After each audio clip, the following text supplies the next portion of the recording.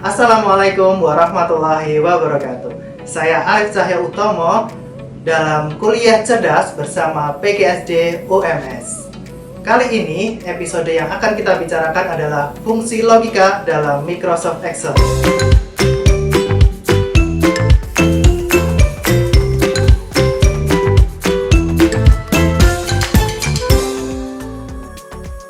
Fungsi logika yang ada di dalam Microsoft Excel itu merupakan fungsi yang paling sering digunakan.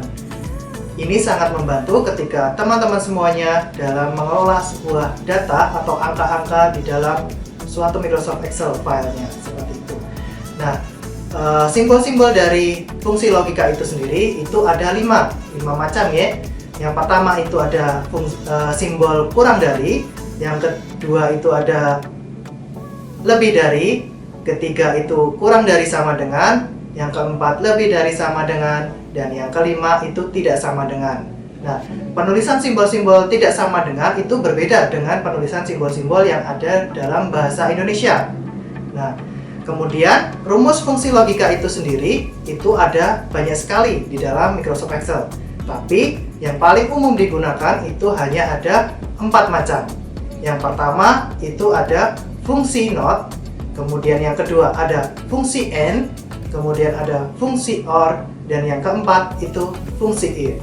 Nah, rumus-rumus logika itu bisa digunakan secara bertingkat, bisa digabungkan antara fungsi yang satu dengan fungsi yang lain.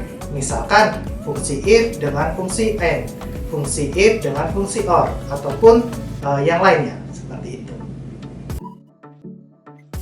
Oke, sekarang kita akan mencoba mentutorialkan atau mempraktikkan tentang fungsi-fungsi logika, yaitu ada fungsi AND, kemudian ada fungsi OR, ada fungsi IF. Nah, ketiga fungsi itu yang akan kita contohkan tutorialnya di sini. Yang pertama di sini ada kolom A, itu ada jenis fungsinya, kemudian di kolom C itu ada jenis sintaknya, lalu di kolom E dan F sampai G itu adalah contohnya, contoh pengimplementasiannya. Nah, mulai dari yang pertama terlebih dahulu, di sini ada fungsi AND dengan sintaknya seperti ini, dituliskan dengan awalan sama dengan, lalu AND, kurung buka, logika pertama, titik koma, logika kedua, titik koma, dan seterusnya sampai berapa logika yang dibutuhkan oleh teman-teman, lalu diakhiri oleh kurung tutup. Nah, untuk contohnya, di sini sudah saya berikan tabel, ada logika pertama, dan di sini ada logika kedua.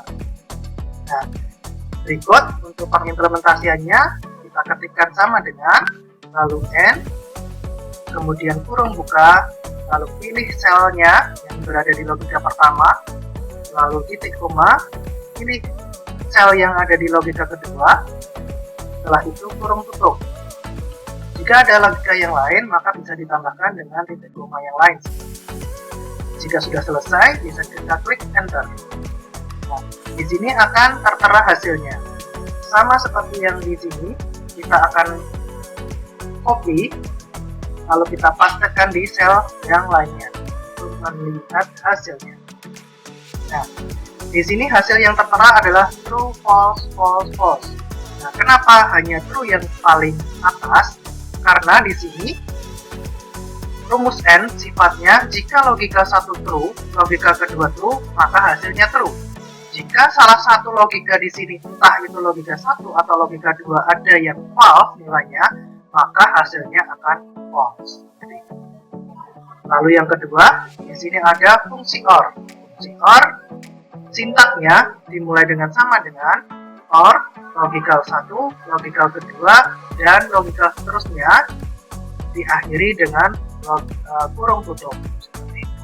Nah, di sini juga sudah saya berikan contohnya, misalkan di sini tabel pertama ada logika 1, logika kedua ada datanya, kemudian di sini hasilnya yang kita akan tuliskan rumus atau sintaknya fungsi OR.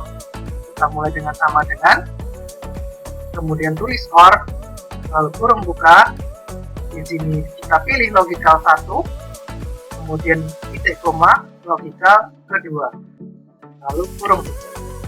Lalu klik Enter. Setelah itu kita bisa tarik kursornya seperti ini dan kita melihat hasilnya. Nah, ini adalah perbedaan antara fungsi AND dan fungsi OR, di mana kalau fungsi OR itu hasilnya akan lebih banyak true ketika salah satu logical di sini adalah true. Oke. Misalkan yang pertama ini true dan true, maka hasilnya true. Di sini true, false, maka hasilnya true. False, true, hasilnya true. False, false, hasilnya false. Nah, di sini terdapat perbedaan antara fungsi OR dan fungsi AND itu sendiri. Nah, itulah penggunaan fungsi AND dan OR. Nah, sekarang kita akan bekerja dengan fungsi if.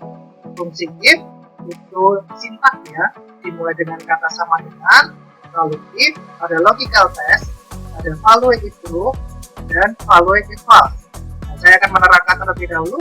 Logical test ini maksudnya adalah logika yang akan kita gunakan. Nah, logika di sini itu sering kita gunakan bersama dengan simbol-simbol logika. Ada lebih dari, kurang dari, sama dengan, dan tidak sama dengan. Lalu di sini ada sintak yang kedua, value if true. Value if true di sini maksudnya jika logika ini benar, maka nilainya itu benar seperti ini. Nah, kemudian yang ketiga itu ada value if false. Adalah value atau istilahnya nilai logical testnya ini jika salah itu maka dianggap value if false di sini. Nah, di sini sudah saya siapkan datanya. Misalkan ada data angka seperti ini, lalu kita akan membaginya menjadi mana yang ganjil dan mana yang genap.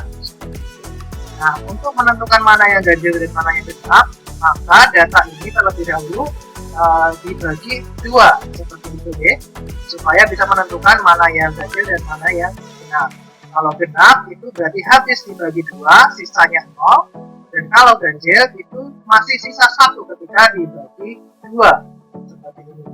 Nah, ini hasil sisanya. Setelah itu maka kita bisa menuliskan rumus if-nya. Kita tuliskan dengan kata sama dengan, lalu if kurung buka logical testnya, kita masukkan logical testnya di kolom sel sisa di sini. Jika sisa sama dengan 0, titik koma, value if true. Jika sisa sama dengan 0, maka hasilnya genap. Nah, kita tuliskan genap dengan menghapusnya tanda ketik. Nah, ini karena kita bekerja dengan teks ya. Kemudian titik koma lagi, value if false.